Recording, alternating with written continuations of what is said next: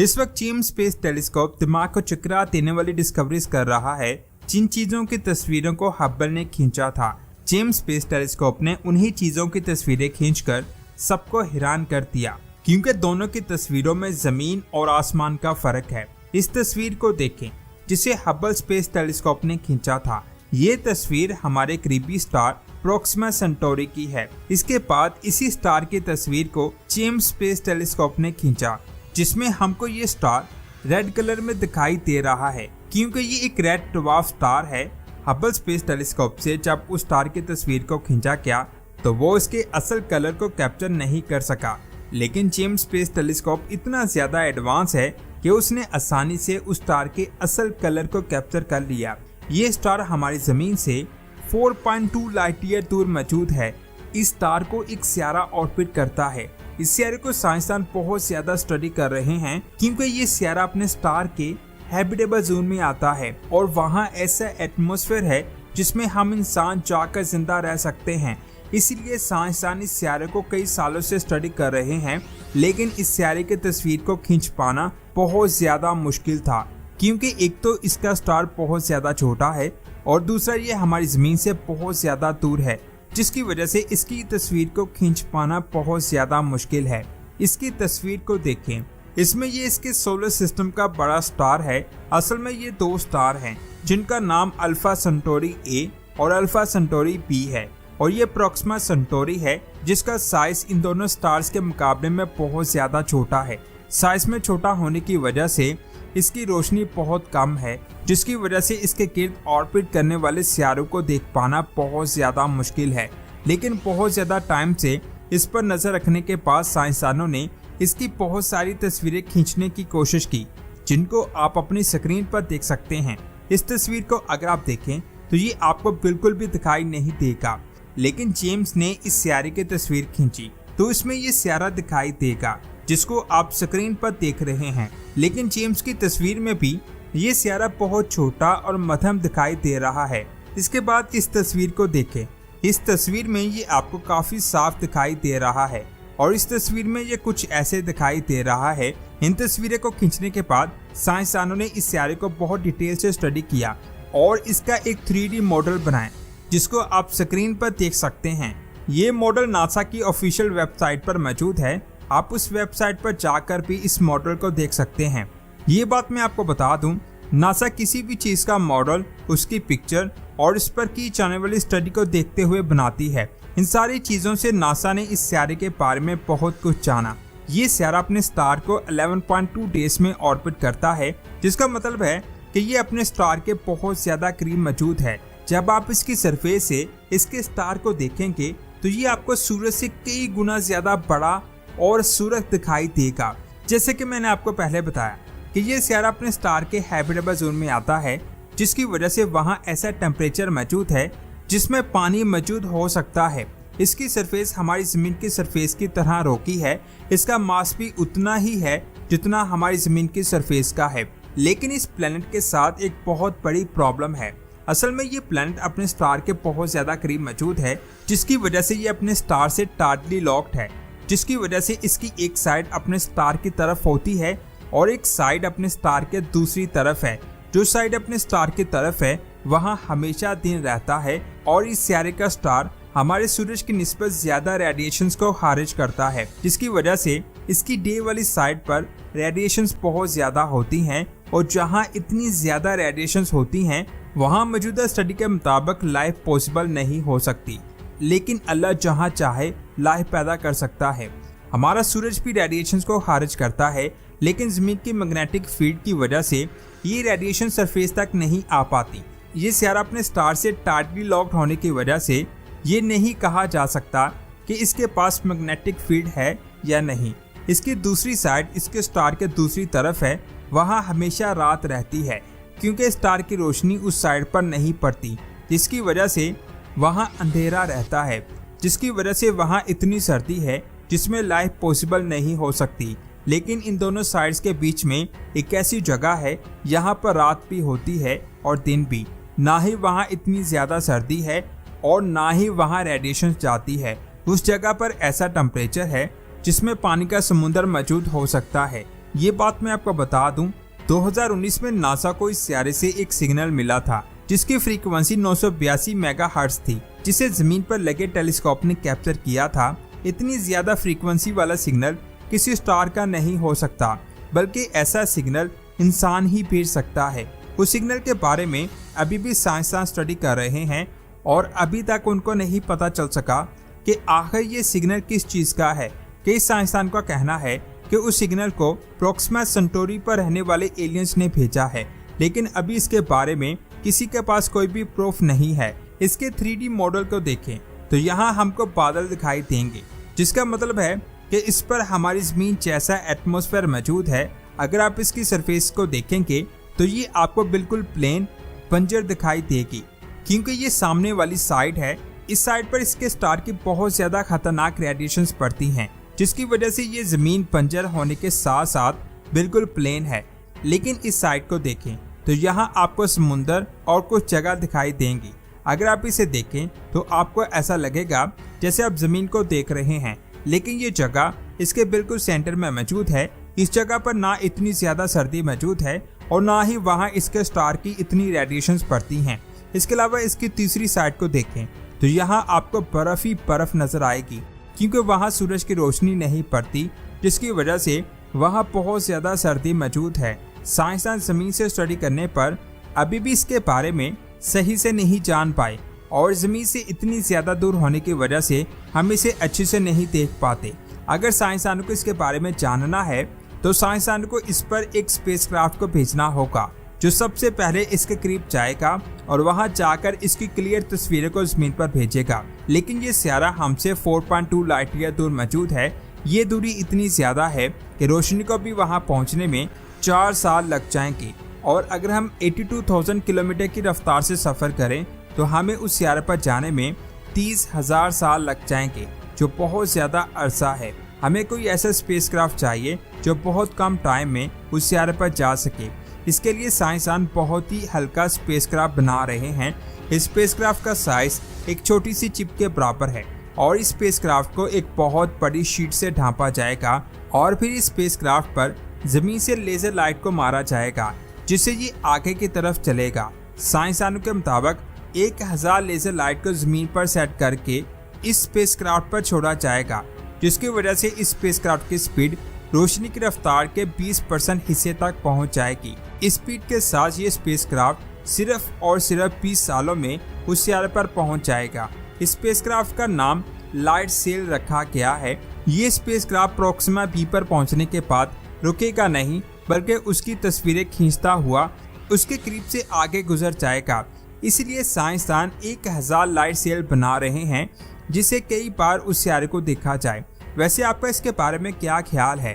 क्या साइंसदान ऐसा कर पाएंगे या नहीं? नीचे कमेंट्स करके जरूर बताएं। इसके बाद बात करते हैं, इस तस्वीर को देखें। इसमें आपको कुछ ब्लैक डॉट्स दिखाई दे रहे हैं। साइंसदानों के मुताबिक ये ऐसे स्टार्स हैं जिनके चारों तरफ एलियन का मेगा स्ट्रक्चर हो सकता है। इस बात को CNN ने, लाइव साइंस और NBC ने अपनी वेबसाइट पर कहा है। आखिर ऐसा कैसे हो सकता है? कुछ टाइम पहले ऐसे स्ट्रक्चर को नामुमकिन कहा जा रहा था, तो वहीं अब साइंसदान क्यों कह रहे हैं कि ये एलियन का स्ट्रक्चर हो सकता है? इस एलियन स्ट्रक्चर को डायसन स्फीयर का नाम दिया गया है। आखिर ये डायसन स्फीयर क्या है और इसे कब और कैसे फाइंड किया गया? क्या तस्वीर में दिखाई दे रहे ब्लैक डॉट्स डायसन स्फीयर हैं या फिर कुछ और? इन सभी सवालों के बारे में जानने से पहले ये जान लेते हैं कि आखिर डायसन स्फीयर क्या होता है। 1960 में एक साइंसदान ने एक आर्टिकल पब्लिश किया। इस पेपर में उस साइंसदान ने एक ऐसे स्ट्रक्चर का जिक्र किया जिसको एक स्टार के चारों तरफ बनाया जाए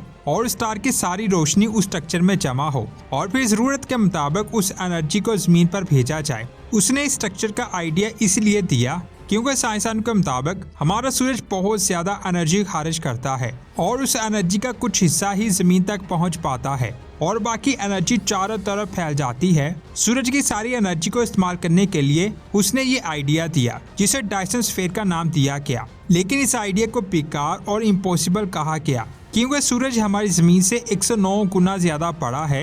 ये इतना बड़ा है जिसमें 13 लाख जमीनें आसानी से फिट हो जाएंगी। इन सारी चीजों को जानते हुए उसने ऐसी जगह डायसन स्फीयर बनाने का आइडिया दिया, यहाँ वो स्ट्रक्चर सूरज की गर्मी की वजह से खराब ना हो तो भी ऐसे डायसन स्फीयर का इनर सरफेस एरिया जमीन से 60 करोड़ गुना ज्यादा होगा और जमीन पर इतना मटेरियल है ही नहीं जिसे डायसन स्फीयर को बनाया जा सके। इसीलिए इस आइडिया को बेकार और इम्पॉसिबल कहा गया। लेकिन कुछ टाइम पहले 2 रिसर्च पेपर पब्लिश हुए। पहले पेपर को आर्कसीव नामी वेबसाइट पर 23 मार्च 2024 को पब्लिश किया गया, जिसका टाइटल ये था, और दूसरा पेपर रॉयल एस्ट्रोनॉमिकल सोसाइटी में 6 मई 2024 को पब्लिश किया गया, जिसका टाइटल ये था। ये बात मैं आपको बता दूं, सभी स्टार्स अपने अपने हिसाब से अलग अलग स्केल और अमाउंट में इलेक्ट्रोमैग्नेटिक वेव्स और रेडिएशंस को खारिज करते हैं, जो ज्यादातर 4 तरह की होती है: radio waves, infrared waves, ultraviolet waves और गामा रेस। साइंसदानों की एक टीम है जिसका काम है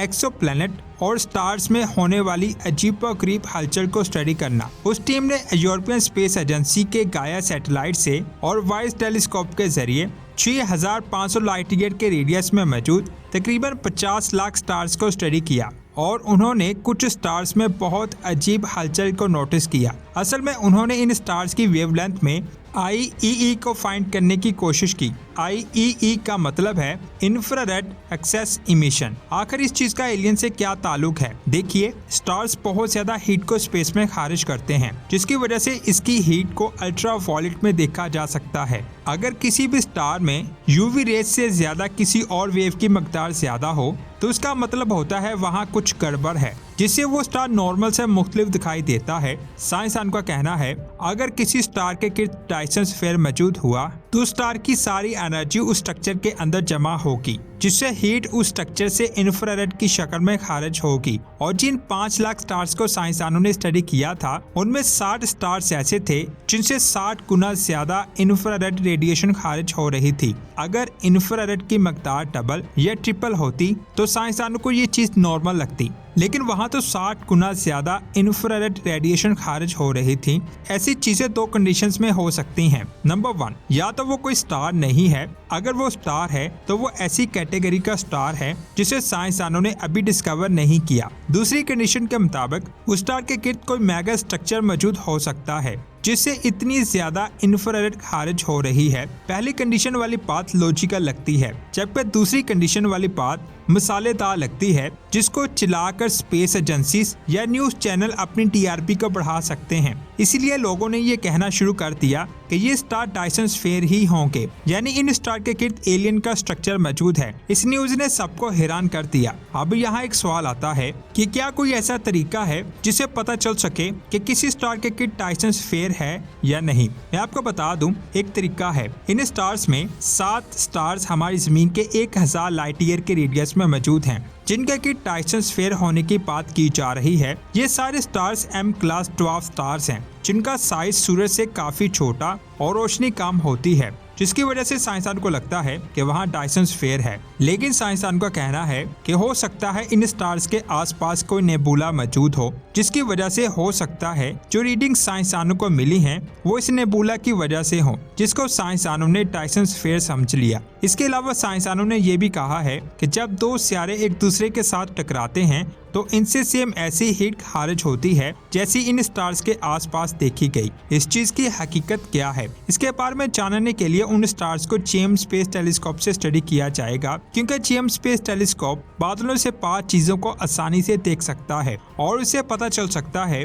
कि उन स्टार से इतनी ज्यादा इंफ्रारेड रेडिएशन क्यों खारिज हो रही है। ये बात मैं आपको बता दूं, इंसान जितना मर्जी तरक्की कर जाए, अल्लाह ने इंसान की एक हद रखी है, वो उस हद से आगे नहीं जा सकता। अल्लाह का हुक्म हुआ तो इंसान किसी स्टार के गिर्द ऐसे स्ट्रक्चर बना सकता है, वरना नहीं। इसके बाद बात करते हैं हमारी 3 डिमेंशन के अलावा भी डिमेंशन 4, 5, 6 और कई डिमेंशंस हैं जिनमें मौजूद मखलूक और चीजों को हम 3 डिमेंशन में नहीं देख सकते। हम सिर्फ उन्हीं चीजों को देख सकते हैं जो 3 डिमेंशन में है। जैसे ही कोई चीज 3 डिमेंशन से 4 डिमेंशन में जाएगी तो हमें लगेगा कि वो गायब हो गई, लेकिन हकीकत में वो दूसरी डिमेंशन में चले गए। साइंसदान के मुताबिक क्वांटम फिजिक्स में क्वांटम पार्टिकल्स पैदा होते हैं और गायब हो जाते हैं। साइंस कहती है असल में वो पार्टिकल्स गायब नहीं होते, बल्कि एक डिमेंशन से दूसरी डिमेंशन में ट्रैवल करते हैं। ये पार्टिकल हमारे आसपास होते हैं, लेकिन हम इन पार्टिकल्स को देख नहीं सकते। क्योंकि वो दूसरी डिमेंशन में चले जाते हैं। इसके अलावा भी कायनात में एक ऐसी चीज मौजूद है जिसके असर को हम महसूस तो कर सकते हैं, लेकिन साइंसदानों को वो चीज आज तक दिखाई नहीं दी। मैं बात कर रहा हूँ डार्क मैटर की। साइंस कहती है कि हो सकता है कि ये डार्क मैटर भी किसी दूसरी डिमेंशन का हिस्सा हो, जिसकी वजह से हमें वो नजर नहीं आता। अल्लाह ने हम इंसानों को ऐसे बनाया है कि हम सिर्फ और सिर्फ 3 डिमेंशन में ही देख सकते हैं, इससे आगे हम नहीं देख सकते। अब यहाँ एक सवाल आता है कि क्या हमारी कायनात में कोई ऐसी मखलूक है जो 3 डिमेंशन से आगे देख सकती हो? ये सवाल सुनकर आप सोच रहे होंगे कि साइंसदानों को आज तक एलियंस का एक भी प्रूफ नहीं मिला और आप 4th डिमेंशन में रहने वाली मखलूक की बात कर रहे हैं जिनको हम इंसान देख ही नहीं सकते। आप नीचे कमेंट करके बताएं कि वो कौन सी मखलूक है जो अचानक आपकी आंखों के सामने गायब हो सकती है। मैं बात कर रहा हूँ जिन्नात की। अल्लाह ने इनको आग से बनाया है। ये मखलूक पल भर में गायब होकर कहीं दूर आसानी से जा सकती है, यहाँ तक कि ये मखलूक अरबों किलोमीटर का फासला कुछ ही सेकंड्स में तय कर लेते हैं। जब ये जिन्नात गायब होते हैं तो ये गायब नहीं होते बल्कि 4th डिमेंशन में चले जाते हैं। इस वक्त साइंसदान कायनात के जितने साइज का पता लगा पाए हैं उसको ऑब्जर्वेबल यूनिवर्स कहते हैं, जिसका साइज 93 बिलियन लाइट ईयर है। ये साइज इतना बड़ा है, अगर हम रोशनी की रफ्तार यानी 3 लाख किलोमीटर फी सेकंड की रफ्तार से सफर करें तो हमें इस साइज को पार करने में 93 बिलियन साल लग जाएंगे। और ये साइज पूरी कायनात के साइज का 1% हिस्सा भी नहीं है। और हमें ये भी नहीं पता कि पहला आसमान कितना बड़ा है और उसमें कितनी कायनातें हैं। लेकिन जरा सोचिए, जिन्नात की रफ्तार कितनी तेज होती होगी, जिसकी वजह से हम इंसान इन जिन्नात को नहीं देख पाते। अब हमें नहीं पता कि पहले आसमान में कितनी कायनातें हैं, तो जरा सोचिए ये जिन्नात कितनी कायनातों से गुजरकर आसमान के करीब जाते। जिन्नात के अलावा एक और मखलूक है जो हर वक्त हमारे साथ रहती है, लेकिन हम उस मखलूक को देख नहीं पाते। मैं बात कर रहा हूँ फरिश्तों की। अच्छाई और बुराई लिखने वाले फरिश्ते हर वक्त हमारे साथ रहते हैं, लेकिन हम उनको कभी भी देख नहीं पाते क्योंकि उनका ताल्लुक भी दूसरी डिमेंशन से है और ये डिमेंशन जिन्नात की डिमेंशन से बहुत आगे की है। अगर देखा जाए, इंसानी जिस्म में रूह का ताल्लुक भी दूसरी डिमेंशन से है। जब वो हमारे जिस्म से निकलती है तो हम उसको देख नहीं पाते, लेकिन वो हमें देख रही होती है और वो बहुत तेजी के साथ आसमानों की तरफ जाती है, यानी दूसरी डिमेंशंस में। अल्लाह की बनाई हुई बहुत सारे मखलूक हैं जिनमें कुछ के बारे में तो हमें पता है, लेकिन कुछ के बारे में हमें नहीं पता। और ये सारा निजाम सिर्फ और सिर्फ अल्लाह चला रहा है। अल्लाह ने कायनात को इतना बड़ा बनाया है जिसके साइज के बारे में हम कभी नहीं जान पाएंगे जब तक अल्लाह ना चाहे। और इस कायनात में ऐसे ऐसे राज छुपे हैं जो हमारी सोच की लिमिट से बहुत आगे हैं, जिनके बारे में हम कभी नहीं जान पाएंगे, लेकिन हम उनके बारे में तभी जान पाएंगे जब अल्लाह का हुक्म होगा। कुरान पाक में 7 आसमानों का जिक्र किया गया है। साइंस कहती है कि जैसे हमारी कायनात है, इस तरह की अरबों खरबों और कायनातें मौजूद हो सकती हैं, जिनको साइंसदानों ने मल्टीवर्स का नाम दिया है। और कुरान पाक में 7 आसमानों का जिक्र किया गया है, जिसका साफ साफ मतलब है कि हमारी कायनात के अलावा भी बहुत सारी कायनातें हैं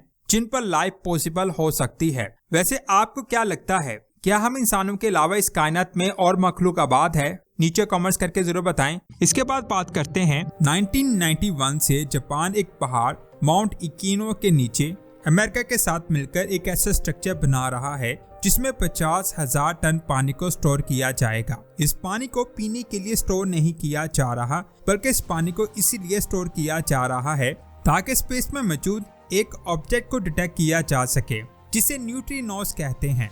ये ऐसा ऑब्जेक्ट है जो स्पेस में रोशनी की रफ्तार से ट्रेवल करता है, जिसे जेम्स स्पेस टेलीस्कोप तो क्या माइक्रोस्कोप के नीचे भी नहीं देखा जा सकता। हैरान करने वाली बात तो ये है कि इस ऑब्जेक्ट को आज तक आइडेंटिफाई नहीं किया गया, तो जापान और अमेरिका मिलकर इसे पानी के टैंक की मदद से कैसे डिटेक्ट करेंगे।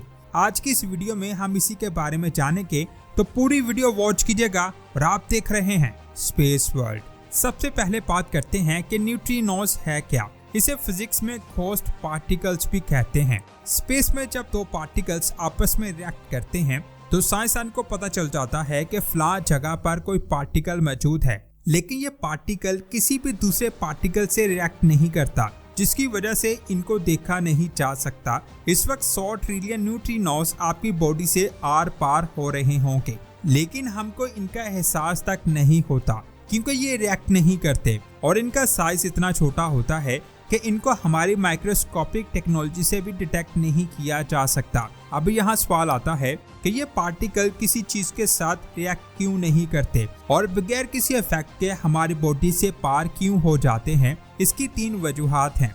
Number 1, lack of charge. असल में किसी भी चीज को दूसरी चीज से रिएक्ट करने के लिए चार्ज की जरूरत होती है। इन चार्ज की वजह से ही चीजें आपस में रिएक्ट करती हैं।